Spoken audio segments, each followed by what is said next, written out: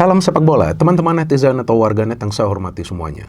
Selamat bergabung kembali ke konten terbaru dari channel YouTube Triple B. Dan di konten terbaru hari ini, sudah jelas dan pasti saya ingin memberikan analisa atau review dari dua pertandingan semifinal Piala Dunia tahun 2026. Yang pertama antara Perancis melawan Spanyol yang berakhir untuk kemenangan Spanyol dengan skor yang meyakinkan 0-2. Dan yang kedua antara Argentina juara bertahan melawan Inggris yang berakhir untuk kemenangan Argentina secara dramatis dengan skor 2-1. Dengan hasil akhir ini teman-teman, berarti Argentina lolos ke final Piala Dunia untuk kedua kalinya secara beruntun. Karena seperti yang kita ketahui sebelumnya pada tahun 2022 mereka lolos ke final dan mengalahkan Perancis melalui adu penalti setelah pertandingan berakhir imbang selama 120 menit dengan skor 3-3. Yang menurut saya adalah final terbaik dari Piala Dunia. Dan bagi Spanyol, mereka bisa kembali lolos ke final Piala Dunia. Dan untuk kedua kalinya ya, mereka bisa lolos ke final Piala Dunia. Karena sebelumnya pada tahun 2010, juga mereka lolos ke final Piala Dunia. Dan pada saat itu mengalahkan Belanda dengan skor 1-0. Yang pada saat itu saya masih ingat pertandingan dilanjutkan sampai extra time.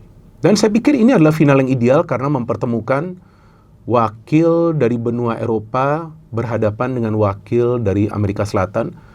Apalagi yang kali ini merupakan wakil dari Amerika Selatan adalah juara bertahan dengan the real GOAT, yaitu Lionel Messi. Dan prediksi saya sebelumnya adalah bahwa kemungkinan partai final ini akan mempertemukan Spanyol melawan Inggris. Dan untuk Spanyol kan saya benar ya, pada saat saya memberikan prediksi dan juga saya memberikan analisa. Jadi saya bukan cuma prediksi ya, tapi saya juga memberikan analisa bahwa akan sulit bagi Perancis untuk bisa mengalahkan Spanyol karena Spanyol adalah tim yang pintar menjaga atau memproteksi bola dengan cara mereka menguasai bola lebih lama ya, alias permainan ball possession. Dan juga Spanyol kan sebetulnya nggak punya pemain bintang. Tapi ya semua pemain yang bermain di atas lapangan itu bermain sesuai dengan konsep dari pelatihnya De La Fuente yang bukan cuma mengandalkan ball possession tapi juga positioning untuk mencari ruang. Dan Perancis ya seperti juga yang saya jelaskan, ya ini juga adalah tim yang produktif ya. Dan kita tahulah mereka punya superstar mereka Kylian Mbappe. Dan belum lagi didukung oleh Dembele, Doué, Barcola, Olise, apalagi dari tengah Rabiot, Kone. It's a good team. Perancis tuh tim yang bagus, tapi kan saya sudah jelaskan akan sulit, apalagi bagi Mbappe untuk berkutik, karena pemain yang akan dihadapin itu sudah pengalaman berhadapan dengan dia ya, walaupun nggak semua pemain, tapi kan kita tahu mayoritas bermain di La Liga para pemain Spanyol, dan ternyata betul Spanyol menang dengan skor 2-0. Nanti saya akan menjelaskan jalannya pertandingan. Dan yang kedua, saya prediksi bahwa Inggris nih yang akan kemungkinan lolos ke final. Bukan artinya saya meremehkan Argentina, enggak sih. Tapi saya melihat kan Argentina ini, ya walaupun ketemu lawan-lawan yang di atas kertas itu kita lihat mudah ya, seperti Mesir, Cape Verde kan. Tapi secara permainan di atas lapangan tuh kan mereka memberikan perlawanan, apalagi Swiss kan. Meskipun Swiss sempat bermain dengan 10 pemain. Jadi saya kira bahwa Inggris ini sebagai tim yang kuat yang kali ini harus memberikan challenge atau juga kesulitan bagi Argentina, ya ternyata gak mampu juga. Nah kenapa? Nanti sabar ya, sabar nanti saya jelaskan. Tapi yang uniknya kan banyak sekali yang memprediksi sebelumnya bahwa kemungkinan final tahun 2026 ini adalah ulangan dari final tahun 2022. Tapi kan tidak dengan saya. Karena feeling saya akan sulit lah bagi Mbappe untuk lolos ke final 3 kali secara beruntun ketika mereka ketemu Spanyol yang lagi on form, yang kita tahu para pemain Spanyol ini sebelumnya bermain secara bersamaan di tim Olimpiade mereka. Sebelumnya, sudah lama ini, kalau nggak salah tahun 2020 atau 2021 tuh, ada Olimpiade kan. Dengan pelatih yang sama nih, kalau nggak salah nih, De La Fuente. Jadi saya sudah feeling kekompakan mereka tuh sudah terjaga dan mereka gak ada beban sama sekali. Jadi enak banget lah kalau lihat Spanyol main. Walaupun yang mungkin ada yang menganggap boring karena terlalu lama mengotak-atik bola. Tapi itu adalah cara mereka untuk bisa meraih hasil akhir yang positif. Dan juga Argentina ya kita tahulah dengan adanya Lionel Messi, kan saya sudah katakan juga di konten preview bahwa ya Argentina memang sulit meraih kemenangan, tapi karena mereka punya Lionel Messi, ya dia bisa mengeluarkan Argentina dari kesulitan-kesulitan yang dihadapin di atas lapangan, dan itu terbukti lagi lawan Inggris. Oke, pertama-tama saya ingin memberikan analisa singkat saja ya, tapi padat, pertandingan antara Perancis lawan Spanyol. Saya sudah feeling bahwa Spanyol kemungkinan akan menang. Kalau nggak di 90 menit, maka maksimal 120 menit saya nggak yakin akan adu penalti gitu. Karena saya melihat cara Spanyol main itu, betul-betul para pemain mereka itu fokus bagaimana bisa membagi bola secara merata. Jadi nggak harus nyerang dari sayap, tapi mereka juga bisa nyerang dari tengah. Dan sebetulnya tahu kekuatan Spanyol tuh di mana. Kekuatan Spanyol tuh di tengah. Dengan adanya Rodri dan juga Pedri, ini dua pemain badak banget di tengah loh. Rodri juga kan saya pikir Spanyol beruntung dia sudah kembali dari cederanya. Ini luar biasa, Rodri di tengah bersama juga dengan Pedri, belum lagi ada Dani Olmo yang tiba-tiba muncul. Di belakang juga mereka punya Pau Kubarsi yang sudah matang, Unai Simon juga kiper yang luar biasa. Dan mereka berhadapan dengan Prancis yang punya front line yang sangat menakutkan. Tapi apa yang harus mereka lakukan untuk bisa meredam front line tersebut? Kalau saya melihat taktiknya dari De La Fuente untuk melawan taktik dari Deschamps adalah memberikan tekanan langsung di ruang pertahanan dari Prancis. Untuk apa? Supaya mereka sulit mengalirkan bola ke tengah, agar lini tengah sulit memberikan bola ke depan kepada Mbappe. Meskipun beberapa kali diberikan bola, tapi kiper dari Spanyol bisa lebih cepat keluar dari posisinya untuk bisa mengantisipasi terupas-terupas yang masuk. Karena itulah kekuatan dari Prancis. Dan dua fullback dari Prancis memang kita tahu kuat. Apalagi Cucurella kan sulit banget dia dilewatin. Jadi memang kita tahu Spanyol ya, fullback dari Spanyol tuh memang sangat kuat. Jadi kita tahu bahwa fullback dari Spanyol ini mereka jarang overlap, tapi mereka cepat memberikan bola ke tengah dan processing unit dari Spanyol itu di tengah. Tapi mereka kan nggak harus memberikan bola langsung ke depan, tapi mereka masih bisa memainkan bola itu di lini tengah. Dan memang kita tahu Lamine Yamal belum bermain sesuai ekspektasi kita, nggak seperti di Euro sebelumnya. Tapi dia mengikuti sistem, jadi dia nggak bisa berkeliaran secara bebas juga. Namun kan gol pertama itu karena dia yang penalti itu kan. Kita lihat kan, padahal tuh bola lebih favorit itu kepada Lucas Digne kan. Tapi ketika dia serobot itu bola, ternyata Digne kan melakukan pelanggaran kan. Dan pelanggaran itu juga tentu tidak disengaja, tapi itu tetap adalah penalti. Dan Oyarzabal ya, ini pemain yang mungkin kita kurang familiar, bisa menyelesaikan penalti dengan baik. Dan saya melihat di babak kedua memang ada dimainkan Barcola dan Rabiot. Rabiot saya gak ngerti kenapa gak dimainkan dari awal, mungkin dia cedera. Tapi justru saya melihat Pedro Porro nih, pemain yang bermain di Hotspur kan, saya lihat nih memang fullbacknya kuat. Tiba-tiba dia bisa menyelinap masuk ketika memang ada permainan umpan-umpan kombinasi. Nah di sini yang saya melihat umpan-umpan kombinasi dari para pemain Spanyol atau yang kita kenal sebagai tiki-taka memang sangat baik. Tapi counter substitution dari Deschamps ini gak jalan. Gak jalan sama sekali loh. Maka itu saya gak ngerti kenapa ya.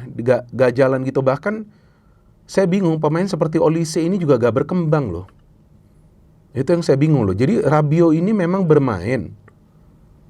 Rabiot ini bermain tapi kok gak berfungsi dia sama sekali. Jadi saya melihat para pemain Prancis ini semuanya underperform nih. Mereka terkesima dengan ball possession dari Spanyol. Yang mainnya tenang banget, santai banget. Tapi mereka bisa menciptakan jauh lebih banyak peluang yang berbahaya. Walaupun secara total peluang Prancis juga banyak, tapi lebih banyak syuting dari luar kotak penalti. Mbappe saja cuma satu peluang yang berbahaya yang dia syuting terkena kaki dari Cucurella dan deflected.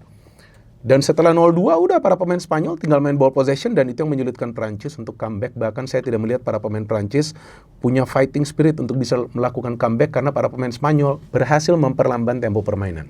Jadi Spanyol ini adalah tim yang bermain dengan slow ball possession untuk bisa mengatur tempo agar mereka bisa menjaga ritme permainan mereka. Jadi layak Spanyol ke final. Dan pertandingan kedua yang ingin saya bahas sekarang adalah pertandingan super big match di babak semifinal antara Inggris melawan Argentina yang kita tahu adalah dua tim besar yang juga difavoritkan untuk menjadi juara meskipun Argentina adalah favorit utama di Piala Dunia kali ini. Betul kan teman-teman? Dan seperti yang saya katakan sebelumnya, bahwa saya tidak percaya ada konspirasi untuk bisa meloloskan Argentina ke final kemudian membuat mereka menjadi juara.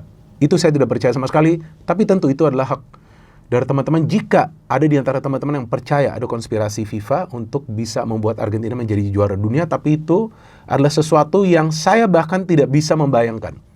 Karena kalau saya melihat cara Argentina ini bermain memang pure, mereka punya fighting spirit, mereka punya fisik yang kuat dan mentality. Jadi meskipun mereka beberapa kali tertinggal, tapi mereka bisa comeback. Comebacknya juga kan nggak harus mencetak gol dari penalti, tapi comebacknya ketika mereka bisa bermain sebagai satu unit. Jadi memang Messi adalah exceptional player. Menurut saya dia adalah alien, dia bukan manusia. Cara berpikirnya aja gak ada yang bisa nebak. Tapi dia juga dibantu oleh rekan-rekan yang lain. Nah ini bedanya dengan di Portugal. Dengan Ronaldo. Ronaldo itu saya gak melihat sekompak seperti Messi dengan rekan-rekan yang lain di Argentina. Ronaldo di Portugal tuh kelihatan gak kebagian bola. Mungkin juga, lagi-lagi saya ulangi, mungkin juga rekan-rekannya kurang serak dengan Ronaldo. Dan memang Ronaldo kita tahu sudah lama ya pindah dari Eropa bermain di Arab Saudi. Tapi bukan berarti menurun, performa dia enggak. Tapi nggak ada tuh konektivitasnya. Sama kan seperti Messi yang pindah bermain di Liga Amerika Serikat, banyak yang mungkin khawatir lah kok main di Liga Amerika Serikat. Mau gimana dia di Piala Dunia? Ternyata makin berkembang, makin matang, makin menggila permainannya. Artinya kalau memang pemain yang punya kualitas gak masalah bermain di mana saja. Yang penting kualitas dia bisa dijaga dengan cara dia sendiri. Ini kembali ke pemain tersebut. Dan Messi lagi-lagi membuktikan memang dia dikawal ketat, tapi di babak pertama aja dia bisa melewatin 2-3 pemain Argentina sebelum di-foul. Dia bisa melewatin 2-3 pemain Inggris sebelum di-foul. Nah kenapa ya saya kok beberapa kali salah ngomong? Karena terlalu bersemangat. Dan memang Inggris memberikan tekanan, tapi Inggris memberikan tekanan hanya di babak pertama. Sebelum mereka unggul. Setelah mereka unggul, saya bingung kenapa mereka defend. Padahal dengan adanya Anderson, dengan adanya Bellingham, ya dengan adanya Declan Rice itu mereka sudah oke. Dan Bellingham pun bagus beberapa kali memulai sebuah proses counter attack. Tapi secara keseluruhan kalau saya lihat, memang permainan Argentina lebih baik daripada Inggris. Meskipun Inggris yang lebih dulu unggul. Karena Inggris saya melihat para pemain lebih memaksa untuk bermain individu. Tapi Argentina walaupun punya Messi gak selalu bermain individu. Passing-passingnya tuh, passing-passing pendeknya tuh memang lebih cair. Dan memang Inggris unggul lebih dulu, itu adalah gol yang baik dari Gordon yang saya pernah jelaskan, saya suka pemain ini. What a goal. Tapi setelah itu saya bingung kok mereka parkir bis, gak bisa parkir bis lawan Argentina. Kalaupun mau bertahan di tengah. Dan saya bingung kok memainkan center back dari bangku cadangan. Ya memang banyak yang menyalahkan Tuchel, tapi saya pikir itu adalah antisipasi Tuchel untuk bisa mempertebal pertahanan. Tapi mungkin dia lupa ada alien di atas lapangan yang namanya Lionel Messi yang berpikir di luar nalar kita semua. Yang akhirnya memberikan satu assist kepada Enzo, yang Enzo sebelumnya juga babak pertama sudah shooting dari luar kotak penalti tapi tipis gak gol, dapat kesempatan dia shooting gol. Itu yang membuat mental para pemain Inggris langsung down di satu sama itu. Akhirnya Messi kotak-katik bola, dia bisa memberikan umpan dengan kakinya yang lemah. Kaki kanan, kita tahu dia kan pemain kidal. Dan bisa nyampe lagi. Kalau Lautaro Martinez ini sudah takdirnya dari Lionel Messi untuk membawa timnya kembali lolos ke final. Terlepas juara atau gak juara, dia sudah the real GOAT. Udah gak perlu diperdebatkan. Usia 39 tahun masih bisa kotak-katik bola lawan pemain-pemain Inggris yang jauh lebih muda daripada dia dan jauh lebih kekar daripada dia. Dan memang Tuchel sekarang kita katakan salah. Tapi dalam beberapa pertandingan sebelumnya, pergantian pemain yang dia lakukan, perubahan permainan yang dia lakukan itu berhasil. Cuma kelirunya, ya ini bukan lawan tim yang biasa-biasa saja. Ini lawan tim juara bertahan yang sudah punya mentality. Sekali juara langsung mentalitas mereka sudah berbeda, aura mereka sudah berbeda. Jadi saya pikir layak Argentina lolos ke final. Dan saya kira tadinya tuh Messi bisa saja cetak gol loh. Gila loh Messi mainnya loh. Tapi ya saya pikir dia sudah memberikan 2 assist. Itu juga sudah luar biasa. Artinya nih kalau saya tidak salah Messi adalah pemain yang paling banyak memberikan assist di sebuah Piala Dunia. Dan itu adalah rekor yang luar biasa bagi dia. Padahal usianya sudah 39 tahun. Jadi kita tunggu teman-teman. Final nanti antara Spanyol lawan Argentina. Yang feeling saya akan tercipta banyak gol. Tentu saya nanti akan memberikan analisa saya H-1 untuk pertandingan final tersebut. Dan tentunya prediksi. Gak masalah. Ya kalau teman-teman juga mau memberikan prediksi. Kalau salah pun itu wajar ya. Karena kita kan tentu nggak akan tahu apakah prediksi kita akan benar atau enggak, tapi yang penting kita berani memberikan prediksi. No hate, no politics, only football, salam sepak bola.